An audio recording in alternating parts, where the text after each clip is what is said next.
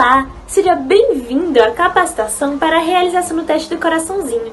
Este evento é um oferecimento da Universidade Federal do Rio Grande do Norte e conta com os apoios da Propesc, da Proex, da Soperne e da Universidade Potiguar.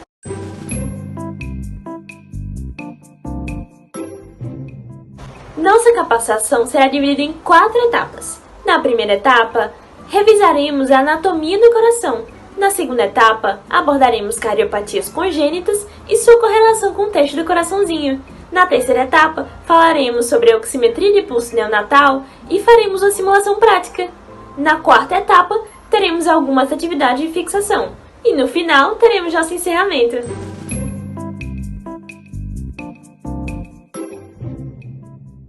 Antes da nossa exposição teórica, vamos conhecer um pouco sobre o projeto Teste do Coraçãozinho.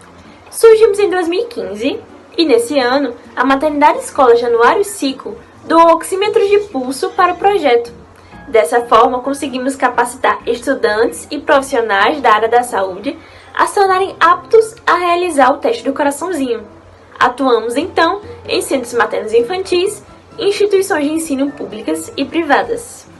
No início do projeto, realizávamos as capacitações no município de Natal.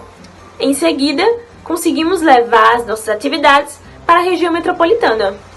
E, no ano de 2019, tivemos um marco muito importante para o projeto, que foi o processo de interiorização. Assim, conseguimos realizar nossas capacitações também no interior do estado do Rio Grande do Norte. Já no ano de 2020, outro marco importante para o projeto foi a doação de oxímetros de pulso pela Sociedade de Pediatria do Rio Grande do Norte.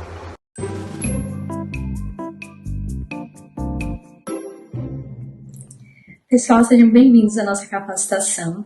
Meu nome é Letícia, eu sou instrutora do teste do coraçãozinho desde 2019.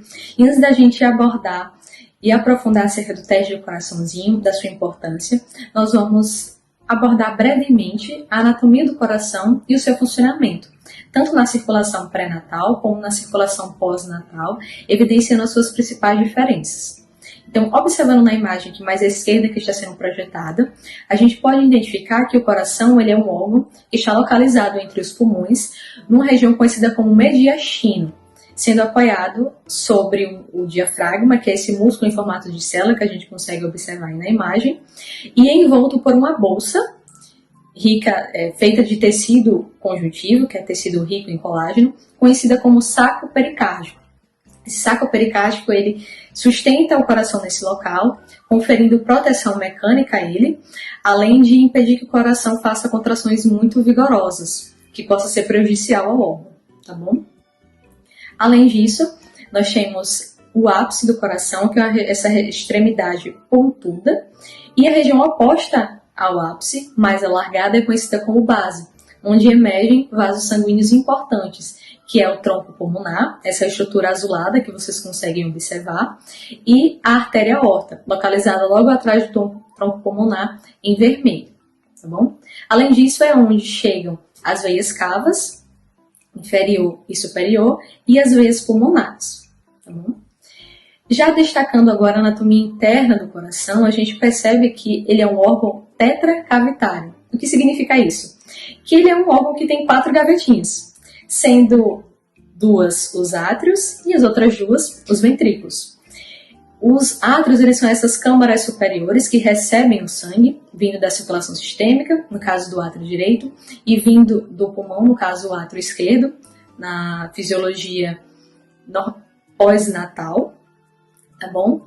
E se comunicam com os ventrículos, que é quem vai bombear esse sangue para o pulmão ou para a circulação sistêmica, novamente, e se comunicam através de umas portinhas, que a gente chama de válvulas atrioventriculares. A válvula direita é conhecida como válvula tricúspide e a válvula esquerda é conhecida como válvula mitral. E percebam que essas portinhas elas são conectadas a uma espécie de cordinhas, daí o nome cordas tendinhas, que sustentam essas válvulas durante a contração e, por sua vez, essas cordas tendinhas elas são sustentadas ao miocárdio, que é a camada muscular do coração, responsável pela contração muscular, que nessas protusões, nessas protuberâncias, na verdade, do músculo, que nós chamamos de músculo papilar. Outra característica importante é que os átrios e os ventrículos eles são separados entre si através de uma parede conhecida como septo. Tanto entre os átrios o septo interatrial e entre os ventrículos o septo interventricular. Outra coisa é que no átrio direito desembocam as veias cavas inferior e superior e no átrio esquerdo desembocam as veias pulmonares. Okay? Do ventrículo direito emerge o tronco pulmonar e do ventrículo esquerdo emerge a artéria aorta. Agora, destacando em relação à fisiologia desse coração, é importante entender que a circulação pré-natal e pós-natal, elas necessitam ser diferentes. Por quê? O bebê, durante a vida intraútero, ele está envolto por líquido amniótico, além de que os seus pulmões eles ainda não estão amadurecidos, então o bebê ele não consegue utilizar o ar ambiente para oxigenar os seus tecidos. Então isso faz com que a hematose, essa troca gasosa, aconteça na placenta, o que induz, durante o fluxo sanguíneo, que haja alguns desvios na circulação e, em alguns pontos, ocorra a mistura de sangue venoso com sangue arterial. Por sua vez, já na circulação pós-natal, com os pulmões funcionais, a hematose acontecendo nos alvéolos, essa circulação se torna fechada e sem que haja a mistura de sangue venoso com sangue arterial.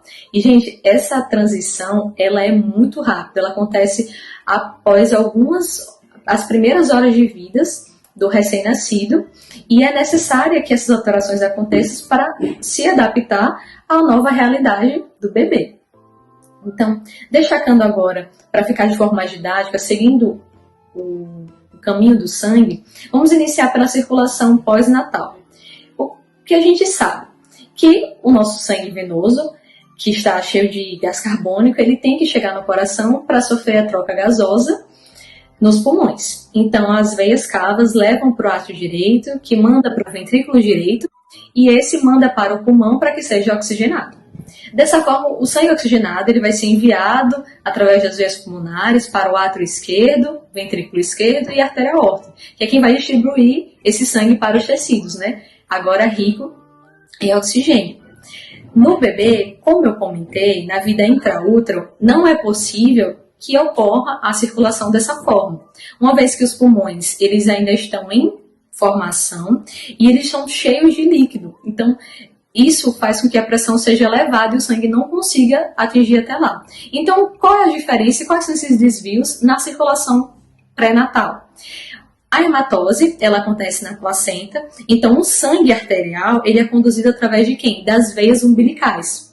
E esse sangue vai ascender até o coração, através dessas veias, só que o primeiro obstáculo acontece quando ele encontra com o fígado, que é um órgão que tem as funções metabólicas já aumentadas, e durante a gestação ele também desempenha funções hematopoéticas. Então isso ia causar um grande gasto de sangue, sendo que ainda tinha outros órgãos nobres para irrigar, que no caso é o coração e o cérebro.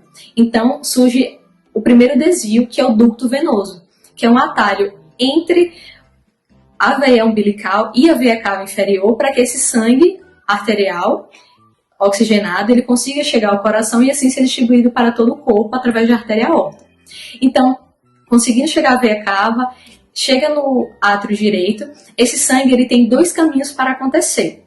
Ou ele pode seguir para o ventrículo direito e assim tronco pulmonar, só que qual vai ser o obstáculo? Os pulmões eles não estão recebendo o sangue para acontecer a hematose. Então, vai acontecer um desvio entre o tronco pulmonar e a artéria aorta, que é conhecida como ducto arterial ou canal arterial. E é exatamente nesse ponto onde acontece a mistura de sangue venoso com sangue arterial. Além disso, outro desvio acontece entre os próprios átrios, através de uma comunicação que acontece no septo interatrial, conhecida como forame oval, em que parte do sangue que chega no átrio direito, ele já é desviado diretamente para o átrio esquerdo, que segue para o ventrículo esquerdo e assim a artéria aorta, conseguindo irrigar todo o corpo. E essas são as principais diferenças em relação à circulação sistêmica e os desvios que acontecem na circulação pré-natal e pós-natal.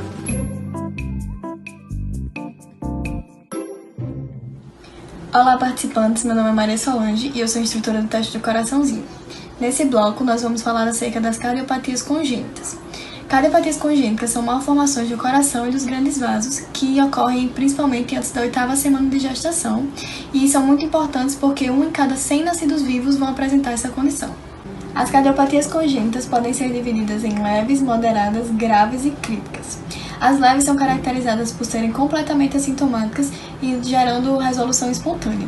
Já as moderadas, elas também podem ser assintomáticas, mas caso possa acontecer algum sinal ou sintoma, o óbito não vem tão precoce, mas sendo assim necessário diagnóstico e tratamento quanto antes. Nas cardiopatias graves, os sinais e sintomas acontecem em meses ou nos primeiros anos de vida, necessitando também de diagnóstico e tratamento precoce. Já as cardiopatias congênitas críticas, que são o alvo do teste do coraçãozinho, elas têm algumas distinções. Segundo a literatura de Ewer, elas são caracterizadas por aquelas cardiopatias que necessitam de tratamento cirúrgico ou de cateterismo em até 28 dias de vida, mas segundo o Ministério da Saúde e sua nota técnica, eles afirmam que são aquelas cardiopatias congênitas que necessitam de tratamento cirúrgico ou de cateterismo em até 1 ano de vida. Nenhuma delas exclui a necessidade da urgência e do rastreamento para as cardiopatias e assim podemos fazer um diagnóstico e um tratamento precoce. Nesse slide a gente vai falar acerca da etiologia das cardiopatias congênitas. Elas são uma condição multifatorial, ou seja, vários fatores influenciam para o seu acontecimento, sendo eles genéticos ou ambientais. Mas é bom levar em consideração que apenas 10% dos pacientes apresentam fatores de risco, como diabetes gestacional, uso de substâncias teratogênicas na gravidez, pré-eclâmpsia e até infecções em útero. Os outros 90% não apresentam fatores de risco associados na gravidez da mãe, por isso o rastreamento é tão importante no neonato. Nesse slide nós vamos falar acerca das cardiopatias congênitas críticas. Essas cardiopatias elas apresentam alguns sinais e sintomas característicos, mas não patognomônicos. Entre eles nós temos a cianose central e periférica, a taquicardia, que é quando a frequência cardíaca do neonato está acima de 160 batimentos por minuto, a taquipneia, que quando a frequência respiratória está acima de 60 incursões respiratórias por minuto até 2 meses, ou acima de 50 incursões respiratórias por minuto de 2 a 11 meses. Apresentam também angústia respiratória e também uma falta de fôlego nas mamadas. Alguns exemplos de cardiopatias congênitas críticas são a atresia pulmonar, a coarctação da aorta, a hipoplasia do coração esquerdo, a tetralogia de Fallot e a transposição das grandes artérias. A hipoplasia do coração esquerdo se caracteriza pela diminuição do ventrículo esquerdo, levando assim a sua disfunção. Essa disfunção não é compatível com a vida, visto que o coração não seria capaz de suprir as demandas de oxigênio do corpo. Podem acontecer algumas causas para essa hipoplasia, como podemos ver nessa imagem retratada. No lado A, nós temos uma atresia mitral e uma atresia da aorta. No centro, nós temos uma estenose mitral e uma atresia de aorta. E no lado C, nós temos uma estenose mitral e uma estenose aórtica. Assim, nós podemos configurar que essa cardiopatia é incompatível com a vida, necessitando de diagnóstico e tratamento precoce. Na transposição de grandes artérias, o que acontece é que as emergências ventriculares da aorta e da tronco pulmonar estão invertidas. Ou seja, a aorta está emergindo do ventrículo direito e a tronco pulmonar está emergindo do ventrículo esquerdo, sendo assim incompatível com a vida, visto que o sangue venoso não irá passar pelos pulmões e não será oxigenado. Nesse slide, nós temos a atresia pulmonar com comunicação interventricular, que é caracterizada pela má formação da válvula pulmonar, fazendo assim com que o ventrículo direito não se desenvolva corretamente, sendo incompatível com a vida. A coarctação da aorta nada mais é do que o estreitamento da luz da artéria aorta, levando a uma consequente hipertrofia do ventrículo esquerdo e má perfusão dos órgãos abdominais e extremidades inferiores, bem como todo o nosso corpo, sendo assim incompatível com a vida, necessitando de rastreamento e consequente diagnóstico e tratamento precoce. A tetralogia de Fallot é caracterizada por 4 condições. Nela vamos ter a estenose pulmonar, a comunicação interventricular, o cavalgamento da aorta e a hipertrofia do ventrículo direito. Alguns sinais são mais comuns nela do que nas outras, como o baqueteamento digital e a ausculta de B2 única. Essa cardiopatia é totalmente incompatível com a vida e por isso necessita de diagnóstico e tratamento precoce. Oi, Oi, meu nome é Ilana, eu sou instrutora do teste do coraçãozinho e agora nós vamos falar sobre a realização do teste. Primeira coisa que a gente precisa entender é sobre o período de realização. O teste ele deve ser realizado entre o período de 24 e 48 horas após o nascimento, antes da alta hospitalar, se ela porventura acontecer antes das 48 horas. Por que isso é preciso? Porque as alterações anatômicas que acontecem nas primeiras horas de vida já vão ter acontecido nesse período, então é um período ideal para a gente ter a fidedignidade dos resultados, ok? Além disso, é importante a gente atentar para semanas gestacionais. Então, a idade gestacional adequada é a partir da 34ª semana, certo? Por que que isso é importante, gente?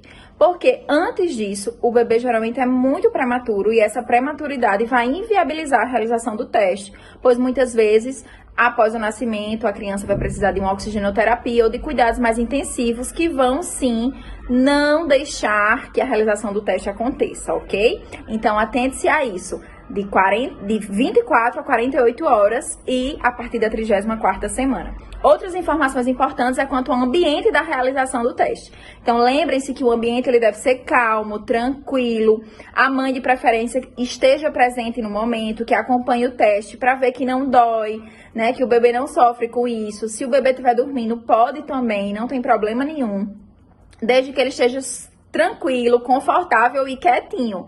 Porque algumas coisas alteram a leitura do oxímetro, muita movimentação, né? Então, se o bebê estiver muito agitado, muito movimentado, ele pode não conseguir fazer a leitura, como também a iluminação, certo? Então, o local da realização do teste deve ter baixa luminosidade para, sim, potencializar a leitura do oxímetro e aí a gente não ter nenhuma alteração nesse exame, certo? Ser tudo ok, tudo direitinho.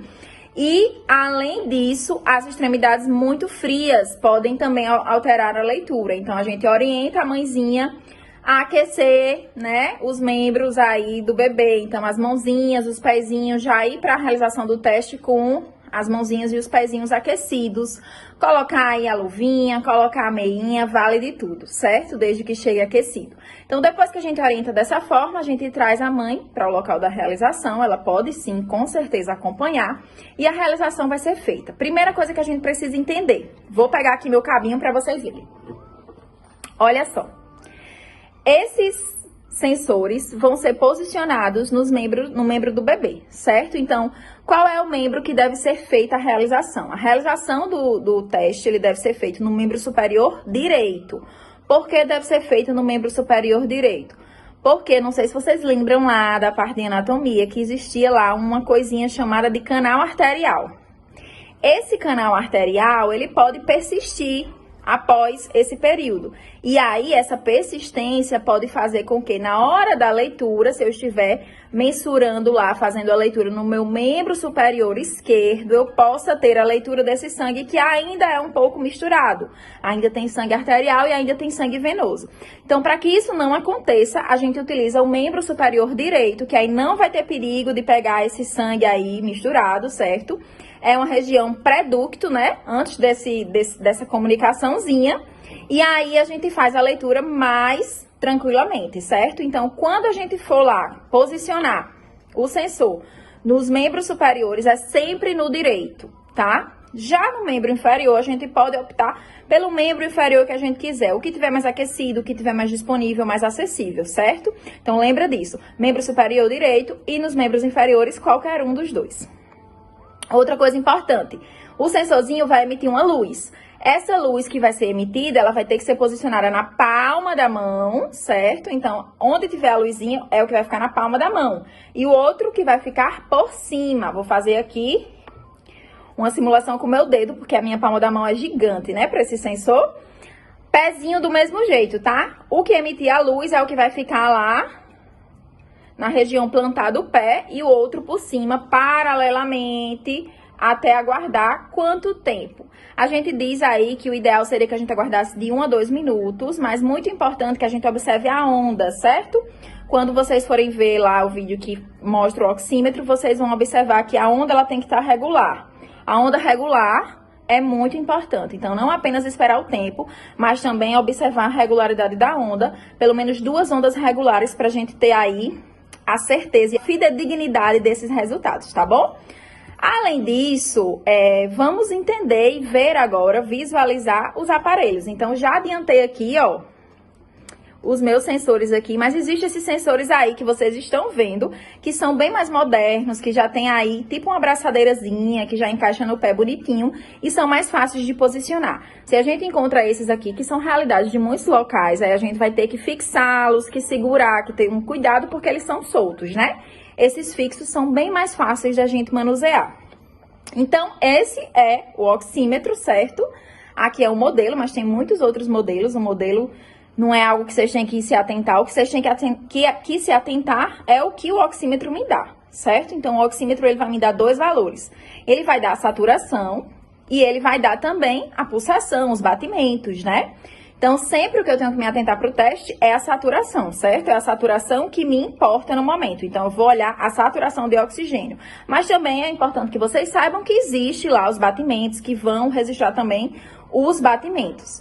E aí, vocês vão ver que além dos batimentos e além da saturação, vem também essas ondinhas que vocês estão vendo aí nesse monitor que está no slide.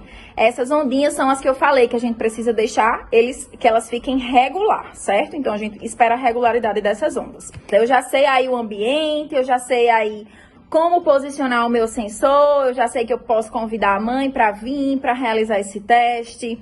Eu já sei que o bebê tem que estar com a mãozinha aquecida, com os pezinhos aquecidos, baixa luminosidade e tranquilidade. O valor, então, qual é o valor que me importa, certo? Então, a gente vai fazer o registro dos dois valores, do membro superior direito e dos membros inferiores, no caso, um dos membros que você escolher, certo? Que estiver mais acessível no momento. E aí, a gente vai respeitar todos aqueles parâmetros que a gente comentou, aquelas recomendações, e vamos fazer a leitura. Então, vamos lá. Fiz a leitura do membro superior direito e fiz a leitura lá de algum dos membros inferiores. Quais são os valores que me importam, né? O valor ideal é de 95 acima, certo? Então, primeira coisa que a gente vai observar, pegou os dois valores, os dois estão de 95 acima, então, de 95 acima, ótimo. Pode estar 95, 96, pode estar 97, pode estar 100, pode estar 99. Primeira coisa é olhar se os dois valores estão acima de 95. Estão. Então, eu vou observar a segunda coisa, a diferença entre esses valores é mais do que 3 ou 3. Vou dar um exemplo. O membro superior lá deu 95, mas o membro inferior deu 99, de 95 para 99. 96, 97, 98, 99. A diferença deu 4, deu mais de 3, né? Se essa diferença é 3 ou mais, aí esse exame ele está alterado, certo? Então, preste atenção nisso. Primeira coisa, deu acima de 95, beleza. Mas só isso não basta. Eu preciso avaliar se os dois têm uma diferença maior ou igual a 3. Se for maior ou igual a 3, a gente vai precisar realizar esse teste novamente. Depois de 1 hora, a gente convida novamente essa mãezinha para trazer o bebê, certo? Não deu alterado, deu 95, os dois acima de 95 e um deu 96 e outro 97. A diferença foi só 1. Então, se esse bebê tá tudo ok, tá acima de 95 e a diferença entre os dois não é maior ou igual a 3, esse bebê segue para a rotina normal. Você não precisa se preocupar, não precisa repetir, não precisa encaminhar, nada disso, certo? Porém, se eu faço dá alterado uma vez, eu não encaminho logo, né? Eu vou realizar novamente depois de 1 hora. Se depois de 1 hora eu faço e dá ok, o bebê segue para a rotina normal, certo? Mas se eu faço depois de 1 hora aquele primeiro exame alterado e dá alterado novamente depois de 1 hora, aí esse bebê deve sim realizar o ecocardiograma, né? Deve ser referenciado para a realização do ecocardiograma.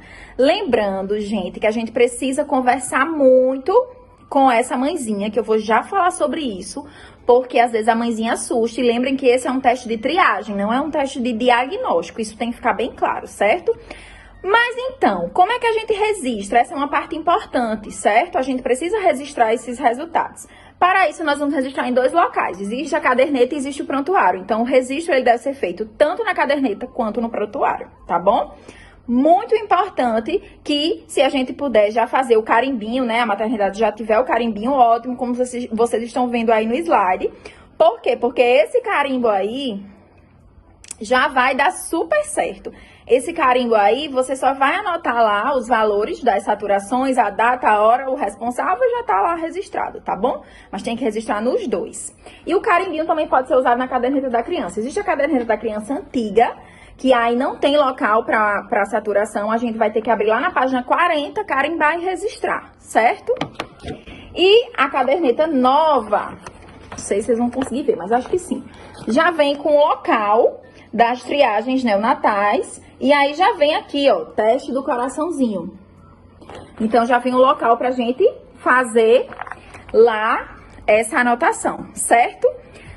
Mais importante também é a comunicação, comunicar com essa mãe, falar com essa mãe, né? Então, explicar, como eu tinha falado anteriormente, explicar que esse é um teste de triagem, não é um diagnóstico, mas que é importante para o bebê, né? Que pode sim ser crucial para o diagnóstico de cardiopatias, que o bebê, ele não vai sofrer com a realização do teste, não vai doer, não vai ser incômodo, que ela pode acompanhar, que ela pode ver a realização. Então, tudo isso a gente tem que deixar muito claro para a mãe se sentir muito à vontade, certo? A gente precisa compreender também o período em que ela está passando, né? Às vezes um período mais difícil, ainda tá ali com as dores pós-parto. Então, o puerpério tem muito disso. Então, precisa dessa compreensão. E precisa também, pessoal, que a gente adeque muito a linguagem, tá? Nem todo mundo tem uma linguagem técnica. Às vezes a mãe não entende alguns termos técnicos que você vai falar. Então, adeque a linguagem. Passe confiança, né? Converse, explique. Quanto mais a gente conversar, melhor vai ser a adesão a essa mulher para a realização do teste do seu bebê. E, muito importante, a gente tem que pedir a autorização, certo? Então, nunca eu posso pegar um bebezinho ali na enfermaria e vou lá realizar o teste do coraçãozinho. Tem que explicar para a mãe, tem que pedir autorização para a sua realização. Sempre esclareça as dúvidas, sempre oriente, porque quanto mais a gente orientar e deixar essa mãe segura, melhor, né? Então, muito importante que a gente esclareça todas as suas dúvidas e que ela se sinta muito tranquila para a realização, que não fique assustada caso o exame dê alterado, porque, como eu falei para vocês, esse é um teste de triagem, né? E aí a gente pode explicar, olha, mas que bom que a gente conseguiu triar. Pode ser que não seja nada, mas se for, a gente já tem um indicativo e já pode tratar e já pode cuidar o mais precocemente possível, tá bom? Então, é dessa forma que a gente faz a realização. Pessoal, então agora vamos ver como se faz a realização do teste do coraçãozinho. Vamos focar aqui no monitor, onde a gente vai poder observar dois valores, certo? Então, nós vamos ter o valor da saturação e nós vamos ter o valor do pulso. O que nos importa para o teste é o valor da saturação, tá bom? Então, é este superior. Como eu estou verificando em mim, né? A bonequinha não tem como. A gente tá vendo que minha saturação está 97, tá? Então, estou saturando 97. E o que é que a gente vai esperar para fazer essa anotação? O importante é que as ondas elas estejam regulares, né? Existe aquele tempo de 2 minutos, mas o mais importante é que a gente tenha uma regularidade nas ondas, tá? Muito mais do que o tempo. Então, não adianta esperar 2 minutos se não estiver regular, tem que esperar regular. Como eu estou falando, me movimentando, é mais difícil ela ficar regular, mas a gente aguarda. Vocês estão vendo agora nesse momento que tá bem regular. E aí a gente faz a anotação, tá bom? Vamos agora ver aqui na bebê, certo? Então, como nós já tínhamos comentado, a gente vai utilizar o membro superior direito, tá? Com o sensor que estiver a luzinha, a gente apoia na palma da mão, certo? O outro a gente vai colocar na região acima, sempre paralelamente, tá? E vamos aguardar a regularidade da onda, 2 traçados no mínimo para fazer a leitura. Como também vamos escolher qualquer um dos dois dos membros inferiores, apoiando a região que tem o sensor na região plantar. E aí, acima, a gente apoia o outro.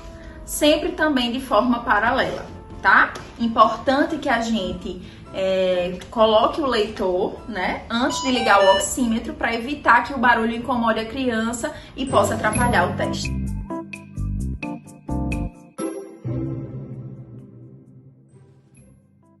Meu nome é Cibele, sou enfermeira e coordenadora discente do projeto do teste do coraçãozinho. Estamos aqui hoje na Maternidade Escola Januário Cico, localizada no município de Natal, no Rio Grande do Norte. Para vocês conhecerem melhor, é uma maternidade pública da Universidade Federal do Rio Grande do Norte, administrado pela empresa Bicé. A MEGEC, como é conhecida, é uma maternidade escola, cenário de prática das capacitações do teste do coraçãozinho e também referência na capacitação do Estado. Aqui é o alojamento conjunto, também conhecido como Unidade de Obstetrícia 2. É um sistema hospitalar que possibilita a prestação de todos os cuidados assistenciais, bem como a orientação à mãe sobre a saúde do binômio mãe e filho, além de proporcionar e fortalecer o vínculo da mãe e filho, permitindo a tranquilidade e a confiança a ambos.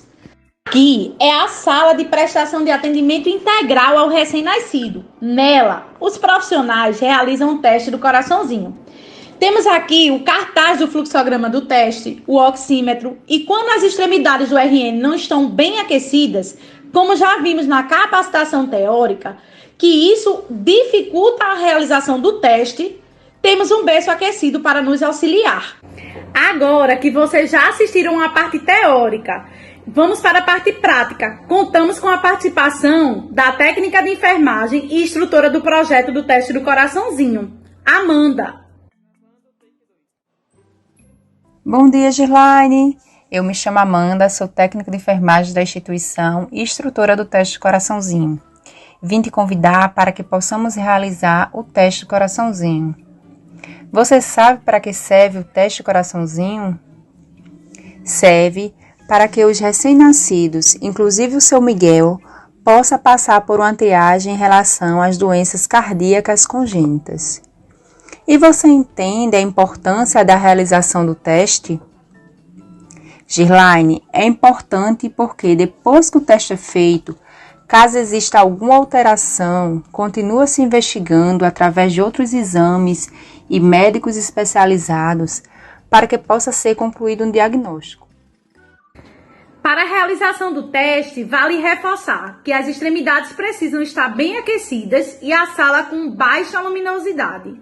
O RN ele pode ficar no colo da mãe e o que é que acontece? Ela pode amamentar. E com isso, o bebê vai ficar mais calmo e vai facilitar a realização do exame.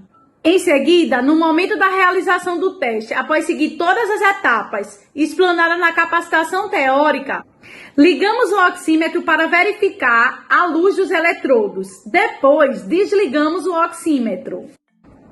Em seguida, no membro superior direito, na palma da mão do bebê, posicionamos o eletrodo e aguardamos 2 padrões de ondas regulares para assim realizar a leitura. Como a saturação do membro superior direito deu 94%, vamos ter que aguardar mais 1 hora para uma nova aferição. Olhe, mãe, veja só. O teste do coraçãozinho, ele deu uma alteração e a gente vai precisar repetir o exame após 1 hora.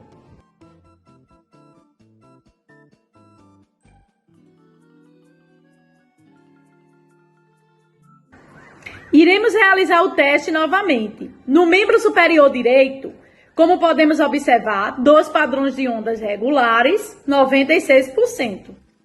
E, após isso, em um dos membros inferiores, como podemos observar, 2 padrões de ondas regulares, 97%. Pronto, mãe, tudo certinho no teste do coraçãozinho. Repetimos o teste, tudo dentro do esperado. E para finalizar, é importante lembrar do registro. Aqui em mãos eu tenho a caderneta no modelo antigo.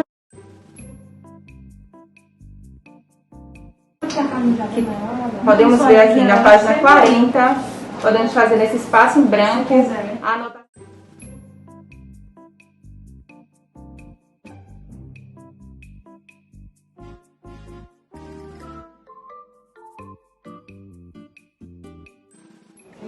E teve a atualização da caderneta da criança. Esse é o modelo atual, que já tem espaço reservado para a realização do teste.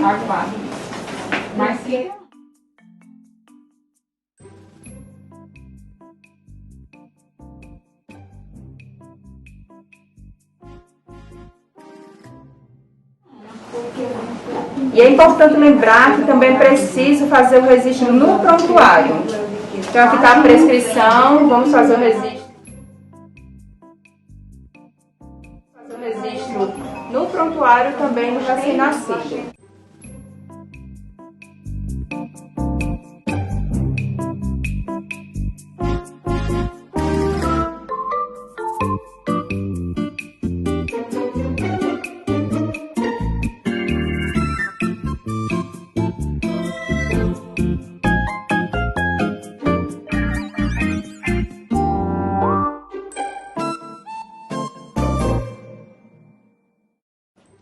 Agora finalizamos o teste.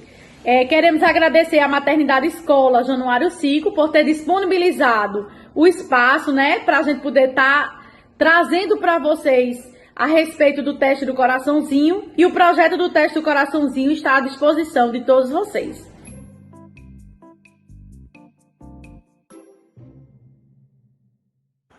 Oi pessoal, meu nome é Bruna e agora a gente vai dar seguimento à apresentação, realizando algumas questões para sedimentar o conteúdo que foi passado até agora, tá certo? Então a gente vem aqui para o caso clínico 1, que fala de um recém-nascido, nascido no dia 3 de fevereiro de 2020, de parto cesáreo, 37 semanas, pesando 3,5 kg. No dia 5 de fevereiro, após 45 horas de nascimento, realizou o teste do coraçãozinho. Os achados foram de saturação de oxigênio de 98% no membro superior direito e saturação de 96% no membro inferior esquerdo. Então, qual a conduta que a gente deve tomar? Bom, no momento inicial, a gente tem que avaliar 2 critérios para saber se a criança está apta ou não a realizar o teste, certo? Então, esses critérios são a idade gestacional, que tem que estar acima de 34 semanas. Nesse caso aqui, a criança cumpre o requisito porque ela está com 37 semanas. Certo? E a quantidade de horas que se passaram desde a hora do parto. O protocolo recomenda que o teste seja realizado de 24 a 48 horas de nascimento, certo? E a criança tem 45, então até aqui tudo ok. Em relação aos achados, o protocolo especifica que para uma criança estar saudável, certo? Ela precisa ter as 2 medições acima de 95 ou igual a 95, certo? E a diferença entre elas tem que ser menor que 3, certo? Vendo aqui a situação da criança onde foi realizada esse teste, ela tem uma saturação de 98 no membro superior e 96 no membro inferior. Então, as duas estão acima de 95 e as duas têm uma diferença apenas de 2. Então, essa criança está saudável e a gente faz o segmento neonatal de rotina, tá? Oi, meu nome é Maria Luísa, sou gestora do teste do coraçãozinho e fiquei responsável de analisar com vocês o segundo caso clínico. Então, nesse caso, o RN é nascido no dia 8 de 3 de 2020, de parto normal, idade gestacional de 40 semanas, com peso de 4 kg. Após 36 horas de vida, realizou o teste do coraçãozinho e o resultado foi: a aferição no membro superior direito deu 98% e a aferição no membro inferior esquerdo deu 95%. De início, nós precisamos analisar 2 aspectos importantes, que é o tempo gestacional e o tempo de vida desse neonato em que o teste foi feito.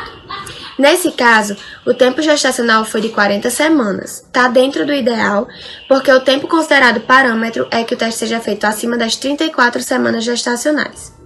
O tempo de vida em que o teste foi feito foi de 36 horas e também está dentro do padrão, porque o tempo considerado normal, ideal para fazer esse teste, é entre 24 e 48 horas de vida desse neonato.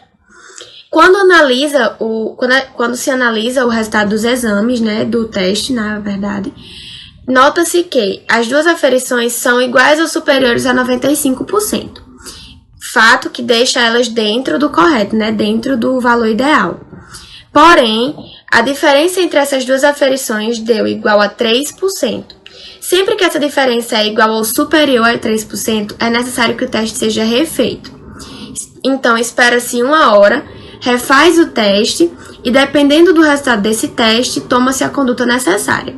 Nesse caso, o resultado do segundo teste foi de: a aferição no membro superior direito deu 96% e a aferição no membro inferior esquerdo deu 94%. Então, apesar da diferença entre as aferições ter caído para 2%, o resultado das aferições, um deles, a aferição feita no membro inferior esquerdo, deu abaixo de 95%. Como ela deu abaixo do padrão, né? Então, o segundo teste também teve o resultado alterado. Então, qual a conduta a tomar nesse caso em que os dois testes tiveram resultados negativos? É necessário solicitar um parecer da equipe cardiológica para esse neonato, encaminhar ele para os cuidados dessa equipe. Essa equipe vai realizar novos exames mais específicos e tomar as condutas necessárias. O padrão ouro, no caso das cardiopatias congênitas, é que seja realizado o ecocardiograma para um diagnóstico mais fidedigno, mas existem outros meios que podem ser realizados e outros exames a serem realizados também. Outras questões aqui para a gente pensar. Por que a oximetria de pulso deve ser sempre realizada no membro superior direito? Passando aqui para esse slide, a gente vai precisar revisar um pouquinho da anatomia. A gente sabe que o coração é formado por 4 câmaras, 2 átrios e 2 ventrículos. As câmaras direitas, elas recebem o sangue venoso e vão enviar esse sangue venoso para o pulmão, para que lá seja realizado a oxigenação desse sangue, certo? Então, ele vem aqui pela artéria pulmonar. Já as câmaras esquerdas recebem esse sangue oxigenado e o ventrículo esquerdo vai mandar pela aorta, certo? Que é esse vaso aqui, que eu tô passando a setinha. Vai mandar pela aorta esse sangue oxigenado para o corpo inteiro, tá certo? E existe uma estrutura fetal que já foi falada na capacitação, que é o canal arterial, que é essa estrutura aqui, certo? Que comunica esses dois vasos para facilitar a oxigenação da criança quando ele está ainda dentro da barriga da mãe. Essa estrutura não é necessária quando o bebê nasce e, portanto, ela deve se fechar. Mas em alguns momentos pode haver a persistência desse canal e a mistura do sangue venoso que passa na artéria pulmonar com o sangue arterial que está passando pela aorta, tá certo? Mas qual é a relação disso com a aferição no membro superior direito ou esquerdo? Vamos lá. A gente sabe que da aorta está saindo 2 vasos, que são as artérias subclávias. No caso, seria essa aqui, ó, em rosa, artéria subclávia esquerda, e essa outra aqui, artéria subclávia direita, tá certo? E aí a gente percebe que a artéria subclávia esquerda, ela tá saindo justamente em uma posição ali bem próxima do canal arterial, tá certo? Porque ela tá saindo pro lado esquerdo, aonde acontece essa comunicação. Então, se a gente fizer a medição nesse lado, no lado esquerdo, o sangue que está vindo para essa artéria pode ser um sangue que já passou por uma mistura, certo? Já passou pela mistura do sangue venoso com o sangue arterial, certo? Então, nesse caso, a gente pode ter uma falsa leitura, a gente pode ter uma leitura que acuse baixa saturação, simplesmente porque o canal da criança ainda não fechou, tá certo? Pode ser uma cardiopatia? Pode, mas em grande maioria dos casos a gente teria muitos falsos positivos, simplesmente porque ainda não houve fechamento completo do canal arterial. E isso não acontece na artéria subclávia direita, porque ela sai antes de haver essa comunicação. Ela está saindo para o lado direito e o tronco aórtico passa, e a artéria aorta passa para o lado esquerdo, certo? Então a comunicação ocorre do lado esquerdo. Do lado direito não há essa comunicação. Então eu sei que todo o sangue que já foi oxigenado pelo bebê saiu do ventrículo esquerdo e veio pela aorta, a gente sabe que esse sangue está vindo direto para essa artéria aqui. De modo que a leitura que eu fizer no braço direito vai estar exatamente fiel à saturação real dessa criança. Então, aqui a gente minimiza a possibilidade de erros de falsos positivos, tá certo?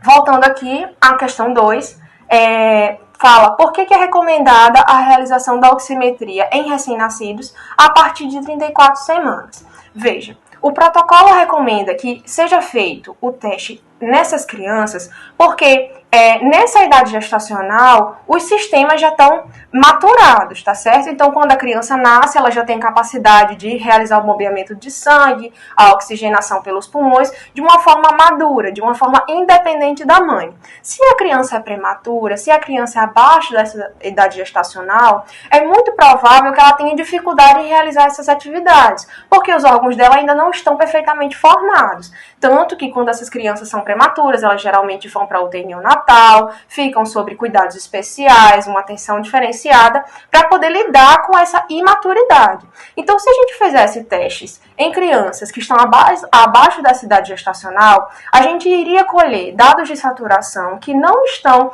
realmente fiéis a uma, vamos dizer assim, a uma condição de cardiopatia congênita, porque essa criança simplesmente tem uma imaturidade dos sistemas dela. Não é porque ela tem uma cardiopatia congênita, na maior parte das vezes. É simplesmente porque os órgãos não estão maduros o suficiente para poder lidar com aquela situação fora da barriga da mãe. Tá? Então a gente minimiza novamente a quantidade de falsos positivos realizando acima dessas 34 semanas. Agora nós vamos pensar um pouco sobre a questão 3, que traz à tona a questão do RN, que está sobre a influência de oxigenoterapia, né? Como proceder quando esse neonato está em oxigenoterapia. Então, não existe um protocolo considerado como certo, como padrão, né? O que existem são estudos que indicam condutas variadas. Como assim? Alguns estudos indicam 12 horas de espera após a saída da oxigenoterapia, outros falam entre 48 horas, outros 24. Então, não existe um tempo padrão, né? Um tempo considerado como ideal. O que tem-se certeza é que é necessário esperar um tempo para esse neonato sair da oxigenoterapia e ficar independente dela.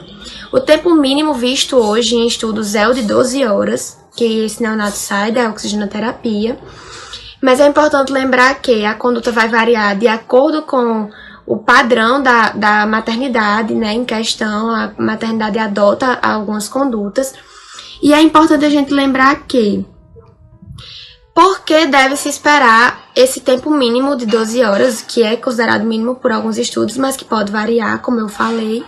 Por que esperar um tempo e não fazer assim que o neonato sai da oxigenoterapia? Se for feito assim que o neonato sai da oxigenoterapia, o resultado pode ser um falso negativo. O resultado do teste acaba não sendo fidedigno realmente ao que a oxigenação que esse neonato está fazendo. Por quê? Porque esse teste vai sofrer influência ainda dessa ventilação artificial que o neonato estava tendo contato. Então é necessário esperar esse tempo para que uma cardiopatia congênita não passe despercebida nesse neonato, não acabe tendo problemas maiores no futuro.